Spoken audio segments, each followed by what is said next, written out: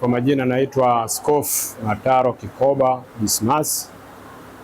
Mimi ndiye mwangalizi wa huduma hii ambayo inaitwa Actual Gospel of Jesus Christ Church, kwa Kiswahili Kanisa la Injili hasa la Yesu Kristo, ambalo lilianzishwa mwaka 2002 na imeanzishwa hapa Tanzania, na hapa ndio makao yake makuu. Huduma hii kama ambavyo umeweza kusema, kitu cha kwanza lazima nimshukuru Mungu kwa kuendelea kutupa afya njema na kutupa afya njema mpaka tumefikia hivi leo. Kwa ufupi ni kwamba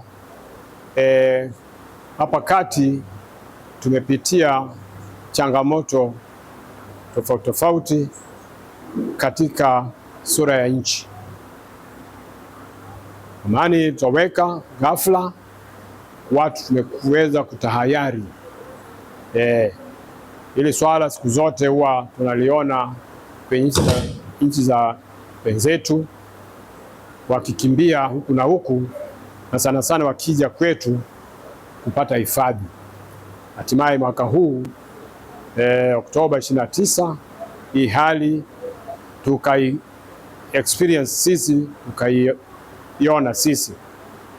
Pengine kwa kweli, kwa neema ya Mungu, kwa nchi yetu ya Tanzania, mtu unazaliwa mpaka unazeeka ni amani tupu, amani tupu, amani tupu. Kwa hiyo hali kwa kweli mimi nasema bado Mungu ni mwema, kwa maana kwamba hayo tuseme ni mambo yaliyopita. Mambo yaliyopita. Tunapokwenda sasa kumaliza mwaka 2025 kuingia mwaka 2026, kwa neema ya Mungu tuanze huo mwaka kwa amani na usalama.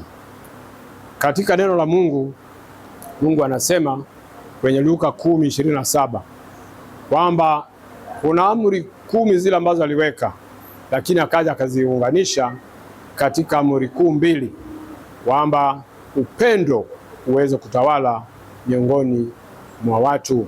Pende sana Mungu, lakini amri ya pili tupende jirani yako. Na ukifanya hivyo tayari tutakuwa tumejenga kitu kimoja kubwa sana ambacho ni amani. Amani, amani, amani. Na hiyo ndio tunu ya taifa na tunu ya kitu chochote. Angalia nchi yetu, kwa sababu ya amani, watu siku zote walikuwa wakifanya shughuli zao kwa utulivu.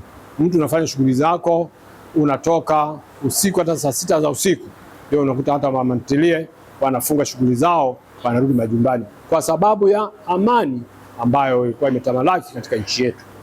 Kwa siku hiyo chache, kwa kweli hizo siku 3 ambao waliwekwa lockdown, hiyo amani itoweka, nchi nzima ilikaa kimya. Hiyo inaonyesha kwamba Mungu wetu katika Isaya 9:6 amezungumzia, Yesu anasema yeye ni mfalme wa amani. Kumbe neno amani limetamalaki hata kwenye neno la Mungu. Kwa hiyo ni swala mtambuka kwamba wasia wangu ni kwamba amani iweze kutawala kati ya mtu mmoja, kati ya jamii na kati ya kila taifa.